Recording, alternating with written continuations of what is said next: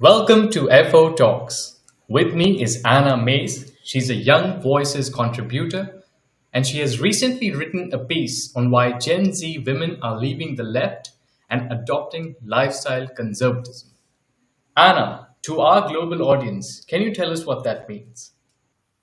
Absolutely. Well, I'm using the left here to describe this more progressive ideology that really permeates through America, and I'm sure you've been familiar with it across the world. But I'm using the left kind of colloquially to broadly describe progressive political and cultural ideology. So we're talking about the institutions that are actively trying to push a deconstruction of the family, promote increased government expenditure, individual autonomy, and against kind of gender norms there.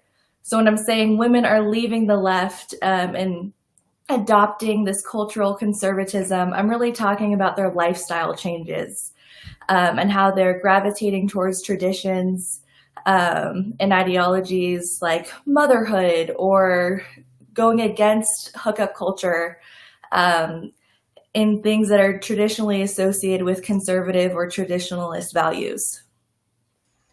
What do you think is the main reason behind this shift? I really have to say disillusionment. For my generation in particular, we have been raised through our education system and culturally where progressivism was the norm. We were raised to believe that culturally, that is what success looks like. That is empathy. That is compassion. You should be promoting these government programs. You should be trying to not have a nuclear family. You should be working. You should be doing all of these variety of things. And I think women in particular found that that creates burnout. That's not fulfilling. And they're seeking for other options that give them that rootedness, that joy, and that community that they really long for. So, Anna, when you say disillusionment, are you basically saying that Gen Z women are not happy with the kind of life they've been told to live? And that's why they're making the shift? In a nutshell, that's exactly what I'm saying here. Gen Z women in particular are significantly less happy. They're more anxious, more depressed, and report more dissatisfaction with their relationships than previous generations. And I don't think it's a coincidence that when we do a bunch of different polling and statistical data, that they also happen to be the most progressive demographic. You've actually given a lot of data in your article, and it's linked in the description below. But you've basically talked about how young women who once leaned liberal are now making um, lifestyle choices and political choices, and are picking conservative values. How do you think this is playing out, and why do you think it's both political and lifestyle based? Well, I would have to say, I think right now we're seeing primarily a lifestyle change.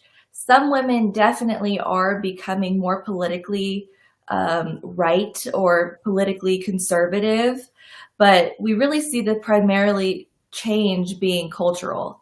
I think in some ways we see this gap between how women are still voting in my generation and how they lead their life. And I think in large, it's kind of what I said earlier. They've been raised to believe that those political ideals are what is good. And now that they're living differently, it's a hard time reconciling these two things that they've been taught are good through life experience or through education.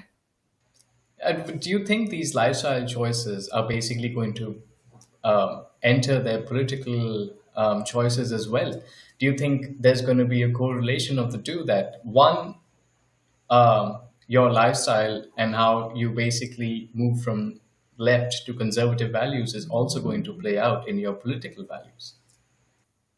I think it's definitely a possibility. I want to be careful between correlation and causation because we know that with increased life experience, as you get older, in other words, people tend to lean more conservative anyways. So whether that's because you've reached the point in your life where you're working a full-time job and you have a family and you have children and you start to look at your community a little bit differently, um, I think that change in some ways historically present and natural anyways, but I think it's hard to live a life where there is that large of a gap between how you practically live and what you think ideologically on a larger level about your government. So, do you think Gen Z women in America are basically not just rejecting progressive values, but they're also looking for something much deeper that, let's say, the left was not able to give them? Absolutely. I think the left promotes autonomy, but they don't provide the community that humans need to flourish. They give great speeches about freedom and the importance of being able to make your own choices, but they don't provide a sense of community or belonging that actually allows choices to flourish. And so I think people are looking at that and going, this isn't happiness, and I want to try something that is. And whether that means it's they're going against, the cultural norms, they're willing to do it because they just want to be happy. Right. And from your research and from your learnings, do you think Gen Z women are actually becoming conservative, or do you think that they're trying to live a different life than what they had been living previously, and the only other option that they have in front of them is a conservative lifestyle? I think it's definitely more the latter. They're trying just what works for them personally. I wouldn't say their prime motivation is political. They're just trying to live their life in a way that is more fulfilling to them. And I think some women have stumbled into that lifestyle and discovered that their political views don't line up and that they're willing to change and learn in a way that's a little bit more consistent with how they live. Let's talk about the internet. I mean, it's one reason why so many of us are connected. I'm able to sit in India and I'm able to speak to you. You're in Colorado, and there's been a trend of conservative influencers, young conservative influencers, if I should say, gaining millions of followers, not just on TikTok, but also on Instagram, also on YouTube. So clearly, there is a growing demand for, I would say, digital conservative influencers, and how people are basically looking at them and thinking, okay, these are values that I like, so I'm going to follow them and I'm going to stay in touch with them. Do you think it's about that, or do you think that people were saturated with progressive values and this is a new opening into the digital world? I honestly think it could be very well a combination of both, but I think there's also something a little bit deeper happening there as well, particularly with the what we see in the successful standard conservative influencer is most of them have a very clear and prominent faith. They live their life rooted in primarily Christianity. They're looking, and I think when you have your life rooted in Christ, you portray your life differently. You have a clear set of morals, you have a clear set that you live your life to. And importantly, you have joy. You have something that is incredibly fulfilling and sustaining to you. You're living for something that is not yourself. Um, and you treat the world differently. And I think it's an attractive lifestyle. But I think it's an attractive truth. But do you think there's more to this than just Christianity and maybe religion? Or are you saying that Gen Z women weren't happy because they didn't have religion in their lives? Well, I am a firm believer that religion, that you are transformed if when you come to Christ, you are a new being and it offers you a new life. But I also don't think that the fruits of coming to Christ are any less attractive to people who are unhappy. They might not be becoming more conservative because they're becoming religious or they're gaining faith, but the fruits of these Christian influencers are incredibly attractive to them because they're fruits that they don't have in their own lives currently.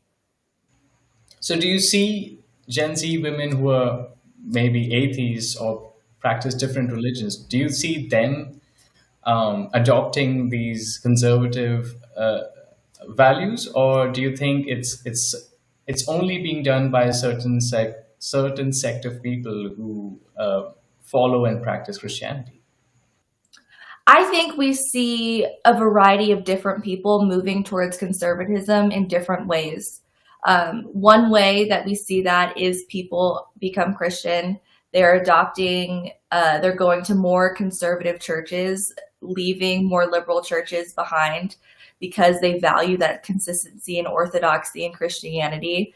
But we also see a different sect of people that just value these family values. They value the community.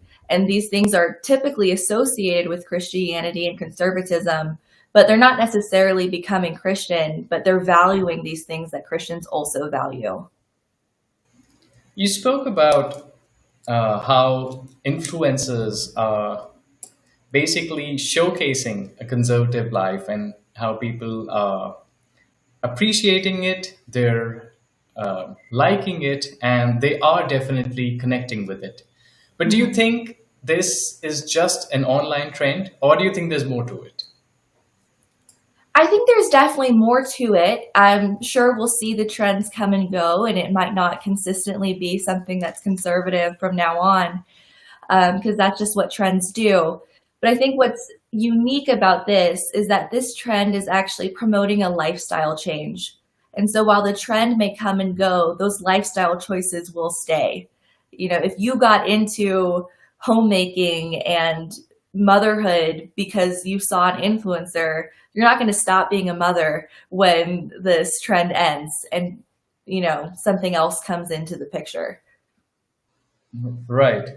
And do you think this is just an American thing, especially with Gen Z women? And let me give you a little bit more context before you answer that. So, I was reading an article about how a similar trend is happening in Sweden, where young Gen Z women are basically impressed by influencers who talk about conservative values.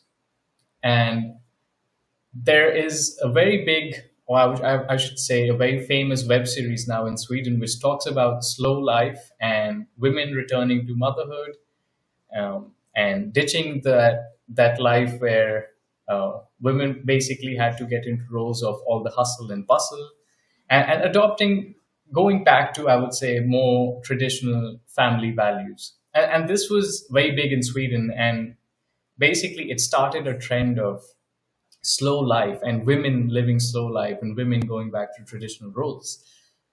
So clearly, it's a little bit more than America. But do you think this is a movement where people go back to conservative and family values? Do you think this movement is much broader and we are yet to learn about it in other countries? Or I would say not just learn about it, uncover it in other countries.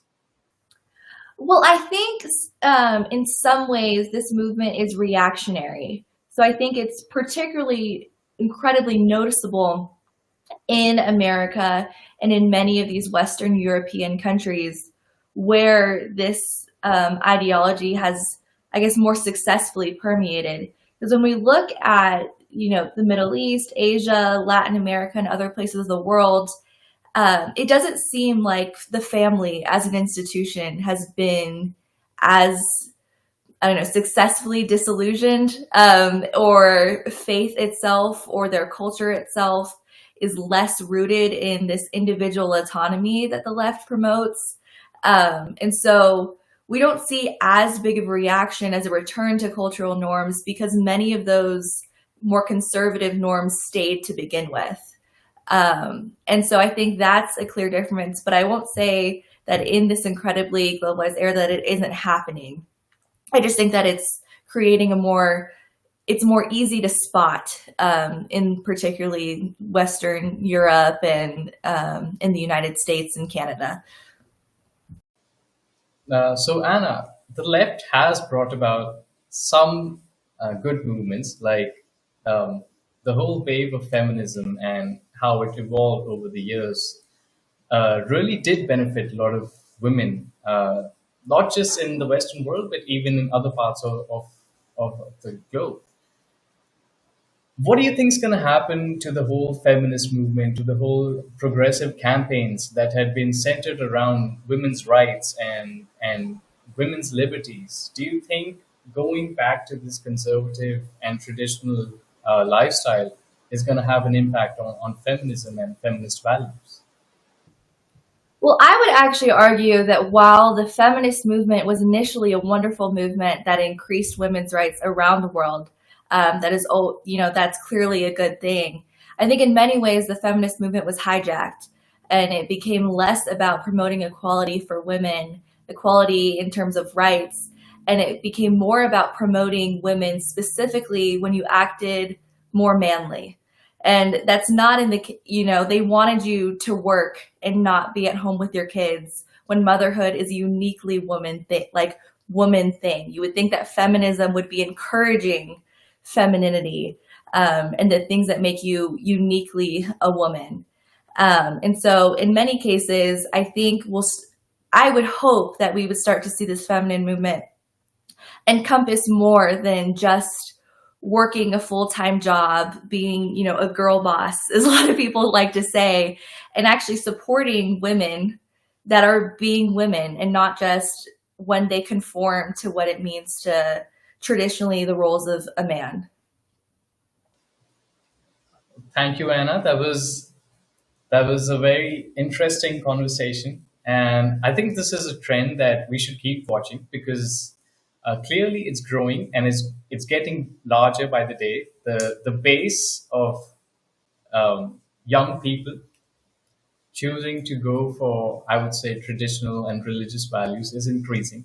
And I can safely say it's not just happening in the US, it's happening in a lot of countries in Europe, it's happening here in India.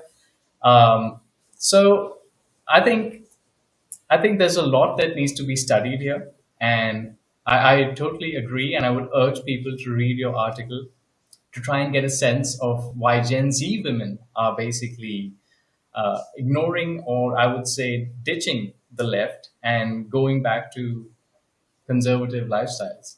So, thank you very much, Anna, for your time, and it was great to have you on Fair Observer. Well, thank you for having me. It was great to be here, and it was a great conversation. Join the conversation at Fair Observer and subscribe to our YouTube channel.